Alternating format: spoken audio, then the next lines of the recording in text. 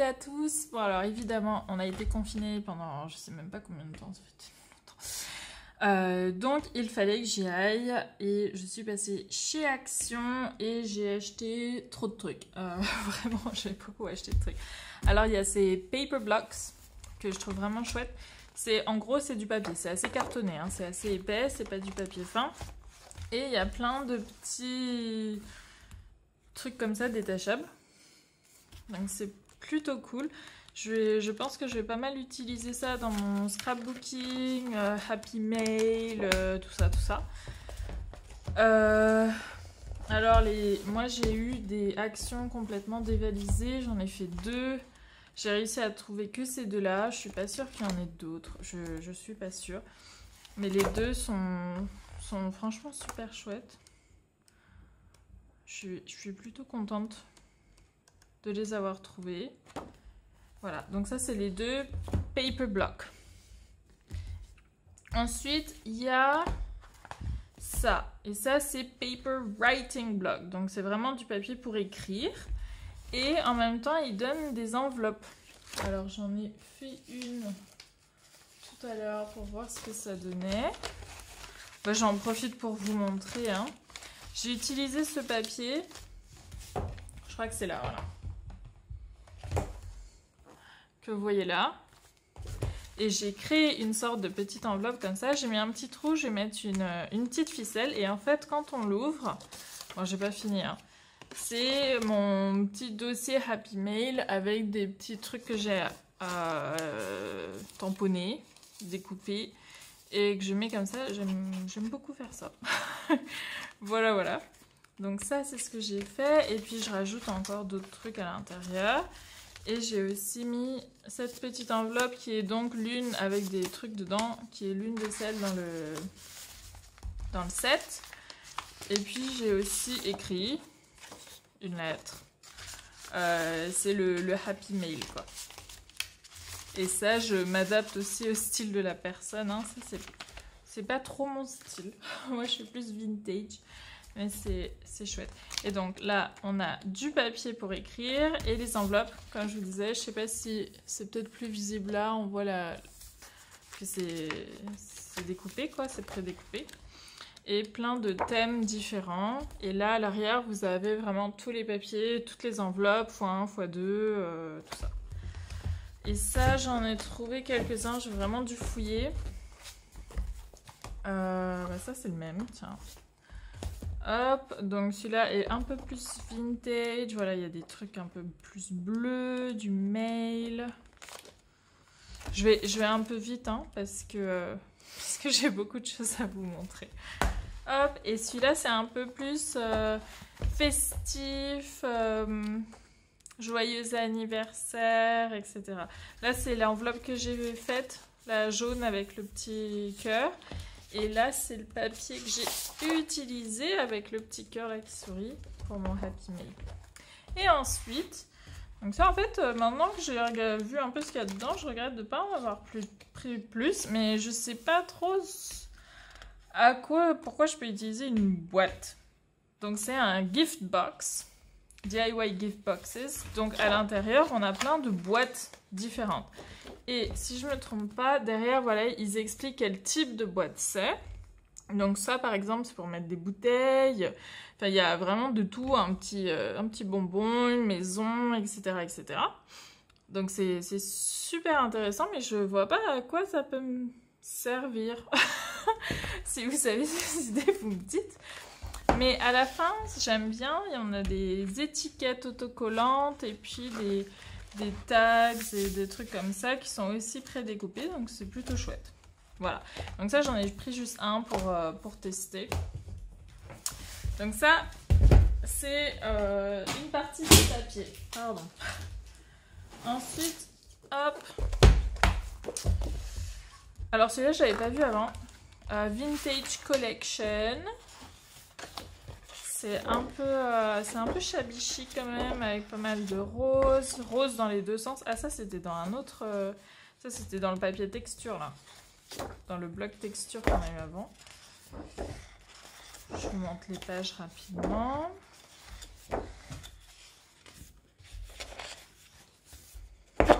avec des petites cartes. Et là, j'imagine qu'on revoit les mêmes que tout à l'heure, voilà. Et là, c'est les mêmes. Et après, il y a un autre Shabby Chic. Celui-là, ça fait un petit moment qu'il est en vente. Je suis quand même contente de l'avoir trouvé parce que je ne l'avais pas acheté. Et là, je suis en train de me dire que je devrais peut-être faire un journal sur le thème Shabby Chic avec des roses et tout. Donc, je suis plutôt contente de l'avoir trouvé. Ensuite, j'ai racheté ça. C'est des papiers un peu de toutes les couleurs, toutes les textures. J'en avais déjà acheté un, mais en fait, je l'ai immensément beaucoup utilisé. Et il y a plein de papiers différents. Et il y a un carton aussi, tiens. Et en fait, je vais essayer d'imprimer dessus. Ah, celui-là, il n'était pas avant. Bon, ceux-là, très très brillants. Là, ça, je sais absolument pas ce que je vais pouvoir en faire. Mais ils font partie du kit. Donc voilà. Donc ça, je suis plutôt contente de les avoir aussi. Ça faisait un petit moment que je les cherchais et qu'ils n'étaient plus dans les boutiques en fait. Et ils étaient en click and collect pendant le confinement. Et ils le sont toujours. Mais à chaque fois que je faisais, bah, ils me disaient qu'ils ne l'avaient pas. Donc voilà, je l'avais jamais. Alors ça va être un peu désordonné parce que c'est le bazar dans mon sac. J'ai aussi pris ça, c'est encore des papiers. C'est toute taille, toute couleur. Donc on a différentes épaisseurs. Ça c'est des cartonnés craft. Ça c'est beaucoup plus fin, craft. Il y a du papier aussi un peu cartonné. Papier recyclé. Voilà. J'aime bien, j'utilise souvent pour dessiner le papier noir. C'est super intéressant pour dessiner avec des craies d'art ou des feutres, tout ce qu'on veut. Ensuite, je vais tester le Luxury Cardstock Linen Texture. Ça veut dire que c'est une texture un peu comme du tissu. Alors très honnêtement, comme du tissu, je le vois pas vraiment. Hein. On voit des petits carreaux. On voit effectivement qu'il y a une texture. Tissu, je sais pas. Mais il y a une texture, donc je me suis dit, bah, pourquoi pas. On va essayer. On va essayer. Hein. On va voir si je peux en tirer quelque chose. Je pense que ça pourrait être intéressant quand même dans ce que je fais. Bon après, en ce moment, je suis en train de trier tout un tas de trucs. Donc j'ai pris ça, là je suis en train de faire des... Je viens d'ouvrir une boutique Etsy et je fais des packs de ephemera kits, c'est-à-dire plein de papiers différents qui proviennent souvent de livres, de vieux livres, vintage, des livres illustrés, tout type, ça peut être champignons, nature, des animaux, des oiseaux, etc. Et j'ai vraiment besoin de m'organiser parce que là, tout est étalé dans mon salon. Je vous raconte même pas le bazar. Donc je vais mettre ça là-dedans. Ça va être quand même vachement plus simple. Ah bah là il y a un autre papier. Oui, comme je vous disais, c'est un peu le bazar. Hein. Dans mon sac, j'ai tout mis en vrac. Donc ça s'appelle Paisley Collection. Pour moi, c'est un peu bohème, un petit peu indien aussi. Ça, c'est très typiquement indien, les griffes de tigre, pardon. Ça, c'est des motifs hauts et nez qu'on retrouve très souvent. Vraiment magnifique. Et j'ai habité en Inde, donc c'est quelque chose que j'aimerais vraiment faire. C'est un journal indien sur le thème de l'Inde. Et du coup, quand j'ai vu ça, évidemment, je me suis dit, bah, on va aller, hein, on va le prendre. Et puis, je garderai des papiers pour ce journal ou ces journaux, on verra si j'en fais plusieurs. Après, qu'est-ce qu'on a? Ah oui, Stamp Platform. Alors ça, c'est ce qu'on utilise souvent quand on fait des cartes. Moi, je tamponne à la main directement, mais c'est vrai que parfois, dépendant des tampons, dépendant de ce qu'on fait, on n'a pas un résultat parfait. Et en fait, c'est très intéressant si on veut tamponner plein de choses en même temps, par exemple, ou plusieurs fois les uns par-dessus les autres, parce que ça permet... Attendez, je vais ouvrir, je vais vous montrer.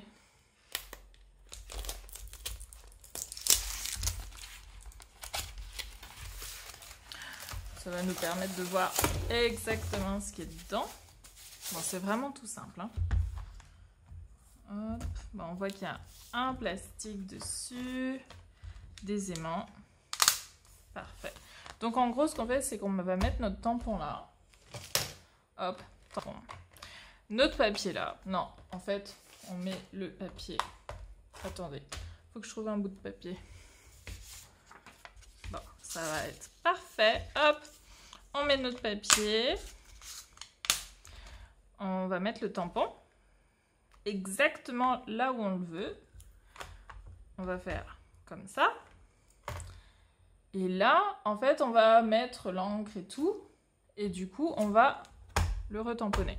Et ça va être exactement là où on le veut. Donc, si on veut faire des choses vraiment précises, avec des détails, ou faire, je sais pas, des assemblages de tampons et autres, c'est vraiment très, très intéressant. Et c'est pour ça que je l'ai pris. Je me suis dit, quand même, ça peut servir. Surtout qu'en ce moment, je fais des impressions pour mon Happy Mail. Donc, quand même. Et ça, c'est, j'imagine, c'est soit pour protéger, soit pour que ce soit plus haut. Je suis pas sûre. Je vais lire la notice. Parce que normalement, on peut tamponner avec différents types de tampons. Il y en a des qui sont plus épais et d'autres qui sont plus fins. Donc, il faut voir si ça marche avec les deux ou juste un. Allez, hop, je range ça.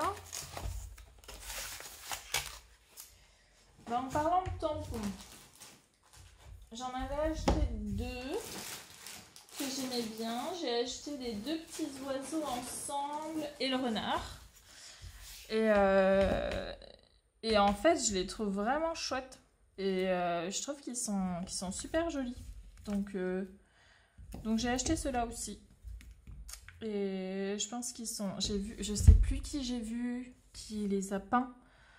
Qui a tamponné, puis après a peint, je pense au aqua marker ou un truc comme ça, et c'était vraiment magnifique. Donc, je sais pas, une idée potentiellement pour le futur. Alors, foil art, ça aussi j'ai vu. Oh là là, faut vraiment que je note qui je regarde, mais je regarde tellement de vidéos. J'ai oublié son nom. Qui a utilisé le foil art tout simplement avec des tampons et de la colle. Ou la colle aussi à tampons qu'on utilise pour faire du... Ah, j'ai oublié le nom de ça aussi. Vous savez où on met... c'est une petite poudre plastique et en fait on la fait chauffer. Et ben ce tampon colle, on peut l'utiliser avec ça. Et on peut aussi utiliser les feutres à colle, je les appelle comme ça, je sais pas comment les appeler, pour écrire, et puis écrire ou dessiner, faire ce qu'on veut. Rajouter peut-être des petits détails métalliques sur des images, des peintures, des dessins, etc. Et après on pose ça dessus, hop, et on l'enlève, et en fait le foil, la petite fiche métallique reste et on garde un petit papier transparent vide. Donc je pense que ça peut être vraiment super chouette et très intéressant. Il faudra vraiment que je teste. Ensuite, bon, si vous commencez à me connaître, moi je peins quand même beaucoup et j'adore le papier. Donc j'ai acheté ça. C'est d'un côté les alcohol markers et de l'autre côté les aqua markers. Alors j'ai pas de aqua markers, moi j'ai que des alcohol markers, mais ça m'intéresse beaucoup parce qu'en fait ça va être un papier où ça traverse pas. Et c'est pour ça que c'est chouette. Celui-là, faudrait que je teste, ça a l'air d'être quand même du mixed media paper. Et ça c'est hyper lisse, vraiment super lisse, mais plutôt épais. Je pense que ça doit être plutôt intéressant quand même. Oui, j'y suis allée à fond. Alors ça, je me rappelle plus pourquoi j'ai acheté. J'ai noté sur ma liste et c'est pour faire un truc très spécifique. Et j'ai oublié quoi.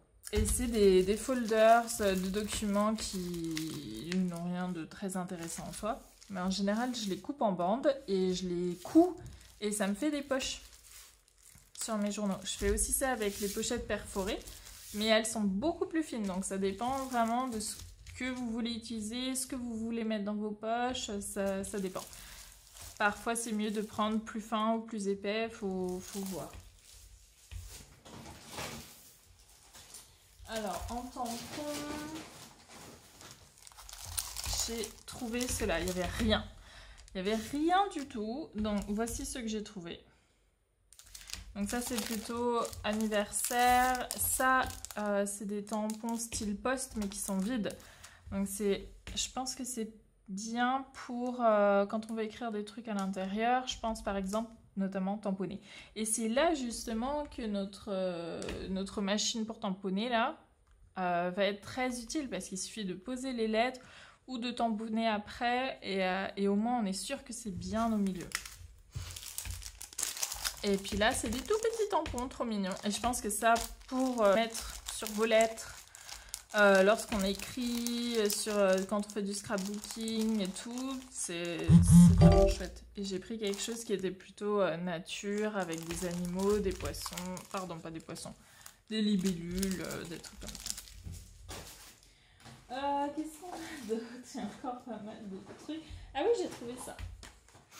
Alors ça, j'ai vu... j'ai vraiment un problème avec les noms. J'ai vu une fille utiliser ça en vidéo pour couper son papier, mais aussi couper son tissu. Et en fait, c'est un cutter, on va dire, peut-être un peu à moindre risque, parce que là, on tourne. Enfin, c'est pas facile, quoi. Et lui, il tourne. Donc, ça coupe très très bien, apparemment. Faut voir, j'ai hâte d'essayer. Bah, je vous dirai. Hein.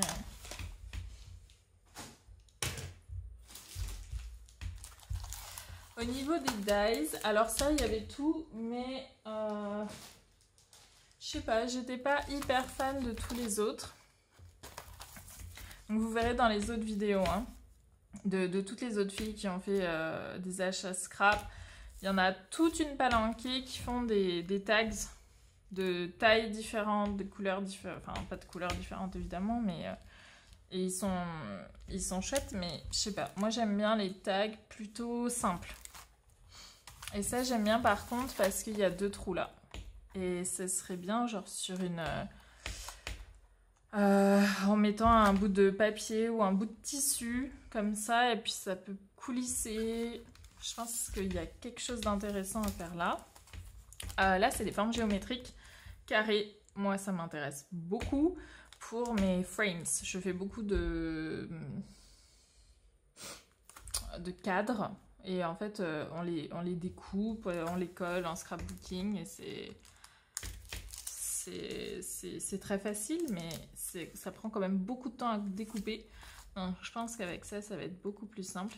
Et je vais faire un tuto sur YouTube sur comment utiliser ça pour faire des tags en transparence, ou on peut aussi faire ça sur des book pages. J'ai perdu tout mon français. Book page, c'est un marque-page et en fait on peut faire une petite fenêtre avec ces dies, mais pas forcément, hein. On peut juste découper au ciseau. Si vous n'avez pas de 6X, moi je l'ai acheté récemment et c'est vraiment, ça coûte cher. Donc c'est pas nécessaire, vous pouvez juste découper au papier, au ciseau, c'est très facile, ou au cutter, hein. C'est vraiment pas compliqué. Et évidemment des dies de tags parce que j'aime beaucoup les tags, mais voilà, je les aime bien assez simples, pas trop compliqués. Ça c'est plutôt simple, j'aime bien. Ça c'est les dies. Ah, je me rappelle pourquoi je voulais ça. Je vais me faire des pochettes pour les dies justement. Et du coup je me suis dit qu'il me fallait quelque chose de plutôt solide pour les protéger bien, parce qu'il faut quand même protéger les lames. Et je vais utiliser pour ça ça. Ça c'est du magnetic tape, c'est du scotch magnétique. Voilà, donc en gros je vais couper des pages en 4, je vais faire en 2, je vais faire du A5 je pense, avec un papier noir au milieu, avec de la magnetic tape, je vais faire 2 ou 3 bandes comme ça. Et en fait mes dies seront collés magnétisé à l'intérieur de la pochette sur le papier noir. Et tout ça, je vais probablement le coudre. Hop, comme ça. Et j'en aurai 2 pour chaque couverture. Voilà pour ça. Alors ça, je travaille beaucoup avec le verre. Donc je me suis dit que c'était plutôt intéressant d'avoir du verre. Et en fait, j'ai une amie qui m'a demandé de lui faire une couverture de livre en pâte polymère ou en pâte qui durcit. Et il y avait ça dessus. C'est un des trucs dont il y a besoin. Donc je l'ai acheté. Hein. Je ne sais pas ce que je vais faire de toutes les autres couleurs. Mais on trouvera bien une utilité. Vous m'aiderez, j'espère. Si vous avez des idées, dites-moi. Je suis à votre écoute. Alors ensuite, j'ai pris ça. Ça. Et là, c'est la fin. Je prends bien. Et ça. Alors ça, c'était le seul qui restait dans la boutique. La seule couleur qu'il y avait. Et j'en ai pas trouvé d'autres. Donc, je l'ai pris. Et ça, c'est pareil. Comme le foil, ça va permettre de donner quelques éclats, quelques touches un peu métalliques. Et même processus, on met de la colle. Soit avec un tampon, soit avec un pinceau colle, soit tout simplement un pinceau et de la colle. Hein, on fait vraiment comme on veut. Et ça va permettre de rajouter quand même des choses un peu vivifiantes, colorées et puis brillantes à nos dessins, peintures et tout. Un peu de dentelle violette, une corde, Baker's Twine. J'aimais beaucoup la couleur, ça va me permettre de faire mes paquets de Ephemera Kit, les papiers que je prends souvent dans des vieux journaux, des vieux livres, toutes sortes de livres. Et en fait, je trouvais que la couleur était pas mal, surtout pour tout ce qui est des fleurs. Je veux faire des fleurs un peu de toutes les couleurs, des plantes et tout. Donc j'aimais bien la couleur. Alors celui-là, je suis super contente de l'avoir. C'est un truc pour faire des trous, quoi, rond de 16 mm. Un peu plus d'un centimètre. Et en fait, moi, ça m'énerve les... Attendez, je vais trouver ça.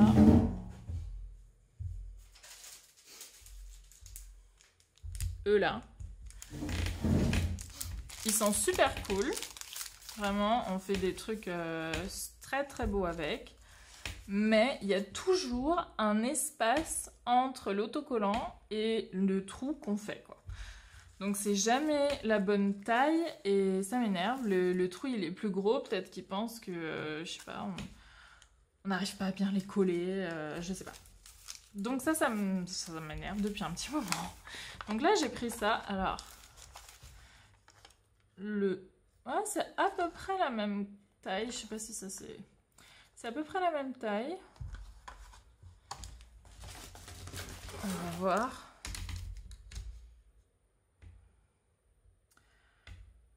Voilà, c'est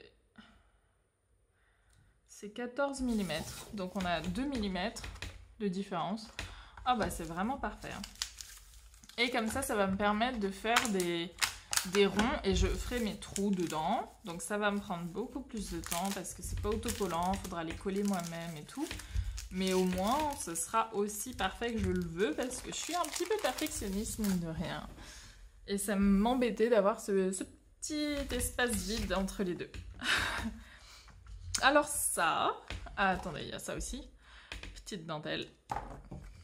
Plutôt beige. Et ça, c'est mon projet actuel. C'était la raison pour laquelle je suis allée à Action. Pas ça, mais le projet. Et en fait, je veux faire un journal sur les animaux fantastiques. Le film qui reprend un petit peu... l'univers d'Harry Potter, mais ça se passe bien avant, et c'est l'histoire de Newt Scamander, je ne me rappelle plus son nom en français, qui va aux États-Unis et qui veut aider un animal fantastique fabuleux à s'échapper et aller dans l'Arizona, etc. Il y a plein d'aventures, c'est génial. Et en fait, il y a un Bowtruckle. Et ça, c'est un petit animal plein de feuilles, tout vert, qui habite dans les arbres. Et en fait, j'ai envie de le faire en pâte Fimo et j'ai besoin d'une structure intérieure métallique. Donc je l'ai pris verte, hein, tant qu'à faire. Et ça, je vais le montrer en vidéo. Alors mes vidéos sont souvent en anglais, on me l'a déjà dit, je suis vraiment désolée. Mais comme vous pouvez le voir, j'ai quand même des oublis en français. Il me manque des mots.